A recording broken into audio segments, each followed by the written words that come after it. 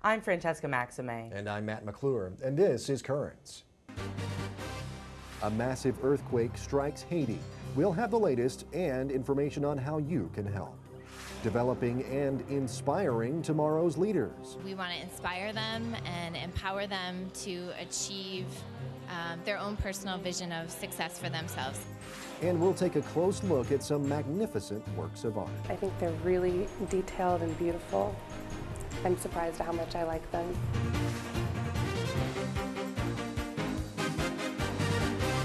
Well, good evening and thank you so much for joining us tonight.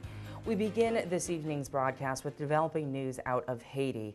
A magnitude 7.0 earthquake hit the island nation about 10 miles southwest of the country's capital of Port-au-Prince. It happened just before 5 o'clock yesterday. Numerous buildings were destroyed, including a hospital in Pétionville and the presidential palace and Catholic cathedral in Port-au-Prince. Hundreds of thousands of people are feared dead there, and 3 million are said to have been affected. Many in the Brooklyn diocese want to know what's happened to their relatives there, but with communications and electricity down, they're finding that extremely challenging. Well, Father Donaldson Tignet of Holy Cross Church in East Flatbush has been fielding calls since the news first broke. And this morning I had a chance to sit down with him to ask him how we can make sense of this tragedy and what we can do to help. Father Donaldson, thank you so much for being with us today on Currents. Thank you so much for inviting me. In the wake of the Haitian earthquake yesterday, with the country as it is, as it has been, the poorest country in the Western Hemisphere, so many people already suffering, a country of 9 million. I, for one, have family there, and I know you do as well. Why does something like this happen? How does something like this happen? It seems incomprehensible. How can people perhaps still have any faith, and what can they do when they're looking at something so devastating? All of a sudden, Haiti has been struck by this earthquake, and for some reason, as you ask, people have been asking that same question, why? This morning, myself, as I was saying, the 8:30 Mass, I could not concentrate, I could not focus. I have to ask myself exactly where was God. But however, just before Mass, I was watching CNN News, and one reporter, she was saying that her house splits almost into two, and the ground opened. And as she went outside to see exactly what's happening, she heard people crying for God. God help me, God help me. Amidst this trial, amid these difficulties, this chaos and disasters, people still have faith. In a case like this, if you don't have faith, you will not only lose your hope, but at the same time, you will stop believing, and at the same time, you will not even care of helping the other people. As of now, what's happening is very clear. Haiti has been hit, as people have been saying. It's the poorest country in the world, but we know that already. But what do we do? What do we do now? How much can we help? How much can we give? Right now, the diocese has been very helpful. Bishop DiMarzo is aware of this, and he's ready to help Haiti. At this time, we are forming a team with Bishop Sensoric and myself, as well as the director for the Haitian Apostolate, with the Haitian priests as well, to see exactly how we can help, how we can reach out to Haiti. We are planning to have a Mass this Friday at 7:30 with all of the Haitians at Holy Cross. And we will pray to God, because God is already there. God is always on the side of the suffering.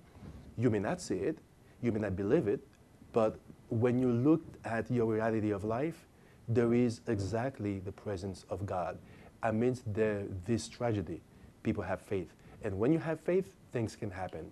When you have faith, you can actually overcome not only your fear, but at the same time, this problem that you may have. Exactly, the diocese is doing its best. At this time, we are asking people to help us reach out to the Haitians. Right. They have to direct their donation to Catholic Relief Services. That way, Catholic Relief Services, they have an office in Haiti. They will take care of the distribution.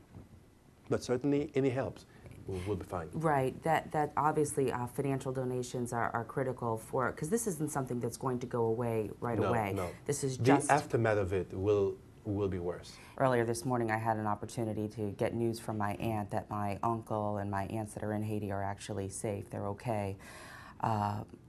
other people aren't so fortunate. You were mentioning in Mass this morning that you had a difficult time concentrating. How are you dealing with this personally, because you obviously have family there and a lot of connections there? This morning, I cried. Yesterday, when it happened, I was looking at exactly the scene. I was touched, but not that touched as it happened this morning. This morning, it's the aftermath of it. As you are being in the center of it, you are touched, you are affected, and you're asking, where is everybody, where is everybody? But when you finally realize what took place exactly, it's real, it's not a dream, it's not a movie. You are experiencing it right in the midst of it. Well, Father, we have a significant Haitian population here in the Brooklyn Diocese. How can the Haitian apostolate and the diocese help the people of Haiti now? How can people within help support them in their efforts to maybe check in on their families or know if they're okay? At the apostolate, we are doing our best right now. Priests and lay people have been calling me since yesterday and this morning as well.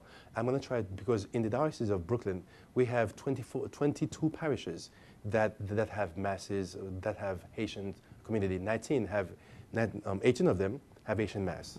And 4 of the parishes, they have only a prayer group. But certainly, I will gather representatives from these 24 parishes to get them on board to have a meeting and see exactly how we can act. But certainly, our headquarters will be at Holy Cross Church, and there they can call us at, say, 708-469-5900, and we will give them more details and information of what's coming ahead. Okay. Father Donaldson, thank you so much, and my prayers with you and your family as well. Thank you. And again, the number Father Donaldson mentioned to get more information is 718-469-5900.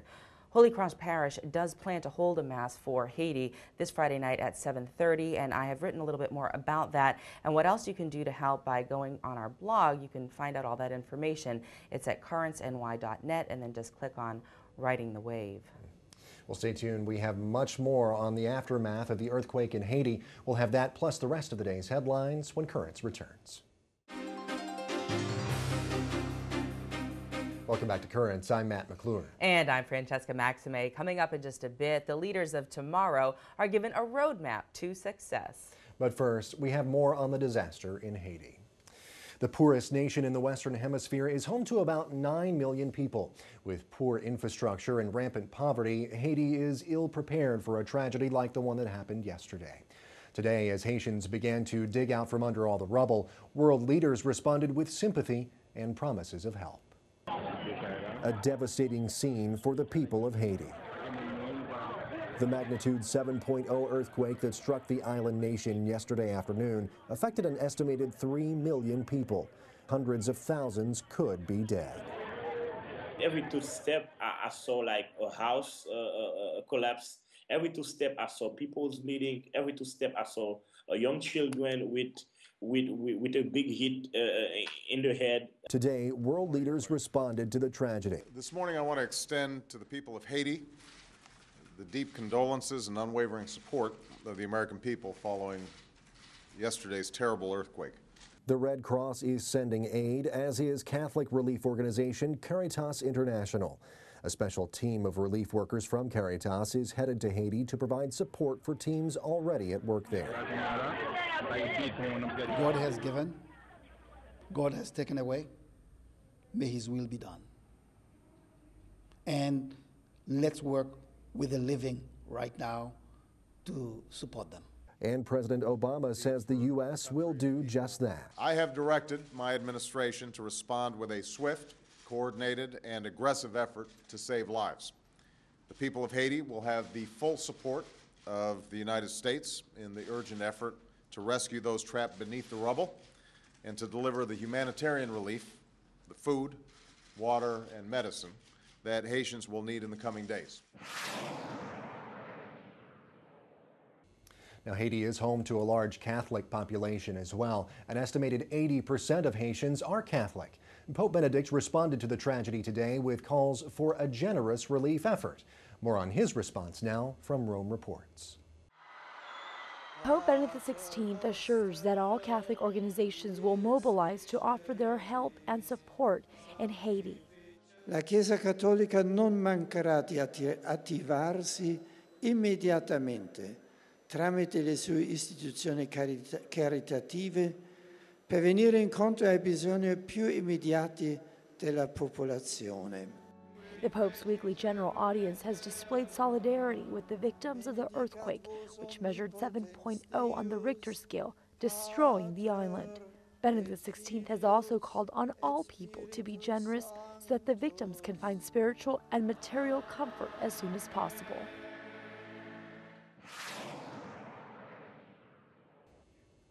Among the dead in Haiti, Archbishop Joseph Serge Millot of Port-au-Prince. Archbishop Millot was found dead in the ruins of his office. He was 63 years old.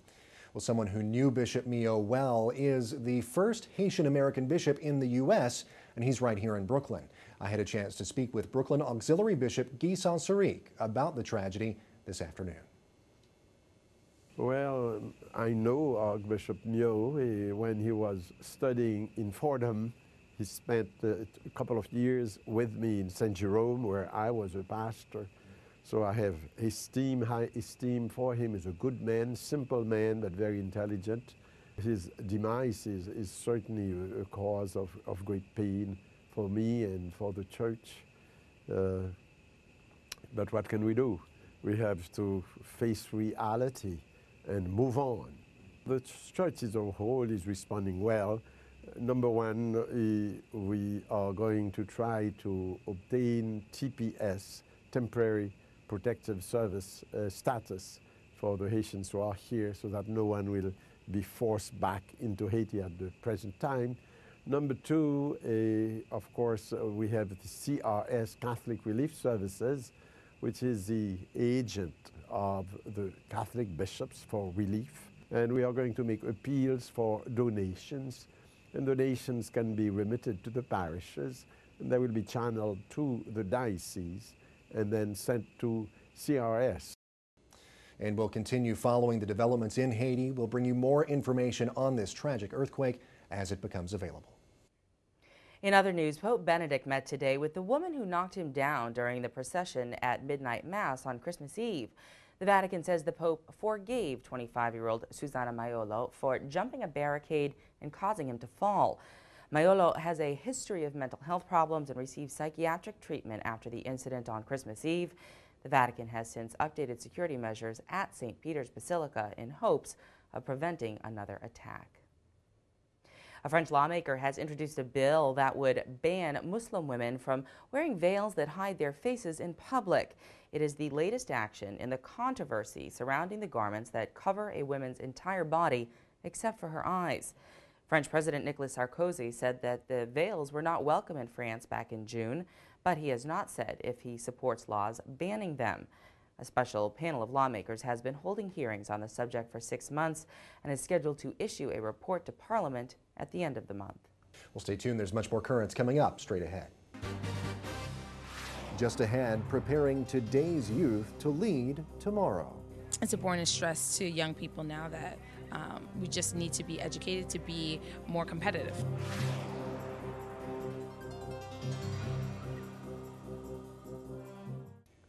A recap of tonight's top story. Haiti is assessing the damage and working on recovery following a massive earthquake there. We've already heard a couple of voices in our diocese, which is a home to a large Haitian population. It is, but we are going to switch gears now and look at another area of concern here in Brooklyn and across the country, the future of the job market. The latest unemployment numbers released didn't show any signs of improvement, really, with the unemployment rate remaining at 10%. Well, what does that mean for tomorrow's job seekers? A conference earlier this week at St. Bonaventure's Parish in Jamaica, Queens, looked to prepare teens for what lies ahead. We sent our cameras over there, so take a look.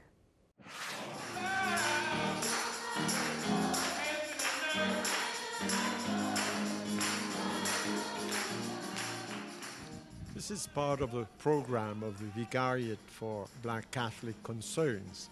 It's a leadership conference. We want to address young girls and young boys growing in the various parishes to kind of raise them up, to teach them to develop their leadership qualities. Do I want Jesus to form my character? It's very important for an event like this for youth today because the youth really need it. They need the guidance and the help, and we're trying to provide them the skills and the opportunity so that they can be prepared for college and the workforce. And what we're trying to talk to them is about leadership and the building blocks of success. We want to inspire them and empower them to achieve their own personal vision of success for themselves in their life. What contributes to your self-esteem? You know, it's not just something that you either have it or you don't. Again, it's like success. Who contributes to your self-esteem positively? Today I spoke on purpose with the young ladies, and we talked about education. We talked about being able to determine our strengths and figure out our career goals. So I did a presentation where I really tried to show them that sometimes statistics are stacked against them, and that they need to keep in mind how important it is to be educated as a woman in order to fight for equal pay as well in the work field. So I wanted them to build that awareness so that they really take their education seriously. We need to take it upon ourselves as the community to surround our young people and, you know, instill them with the motivation and give them the tools that they need to be successful, so that they aren't at a disadvantage when they find themselves graduating from high school and looking forward to what they want to do with their careers, what they want to do with their life. Maybe right now is a good time to pursue a higher degree if the job market outside of college isn't really happening. I mean, we know now that you need to have a master's degree. It's not just about the BA anymore. So I think that it's important to stress to young people now that we just need to be educated to be more competitive. And not let the economy or the shape that our society is in be a hindrance for them, in that no matter what happens, the opportunities are there. They may be a little slimmer than they were in the past, but they are there, and that they have to stay focused. Now that they are young, their priority must be to form their character and their mind, their intelligence, their education. This, in the face, therefore, of the problems of the markets, they can succeed much better if they are educated and if they have character. Well, some excellent advice there for young people as they think about their futures. Well, stay tuned. There's much more Currents coming up straight ahead. When we return, we'll examine some art of biblical proportions. He's an earthly figure in this, whereas in many paintings, he's a little more ethereal.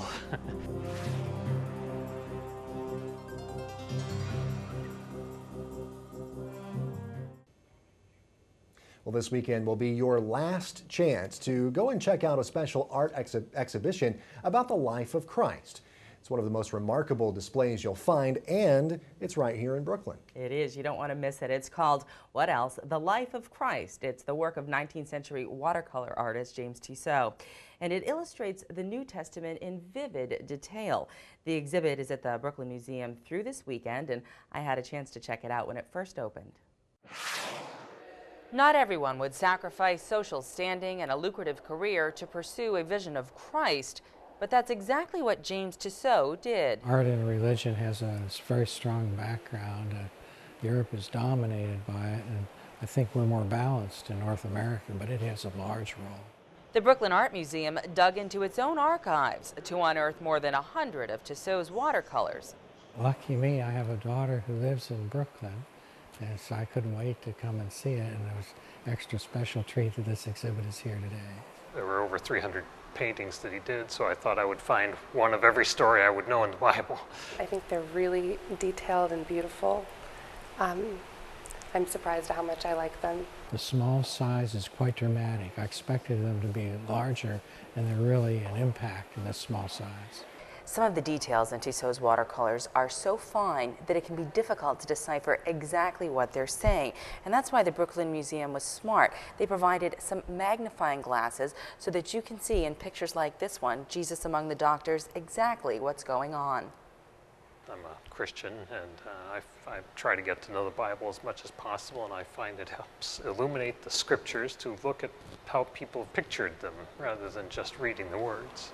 I usually am kind of turned off by religious art. You know, I just get kind of bored with it, but this was really different than other things that I've seen before.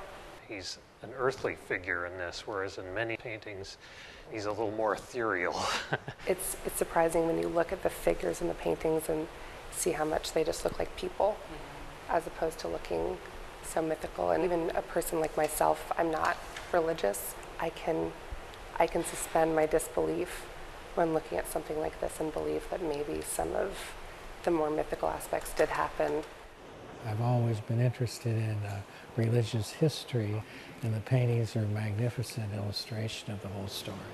I think that religious art is a huge part of art history, and to me, I'd much rather see paintings like this, which are a little bit more contemporary than what you'd normally see.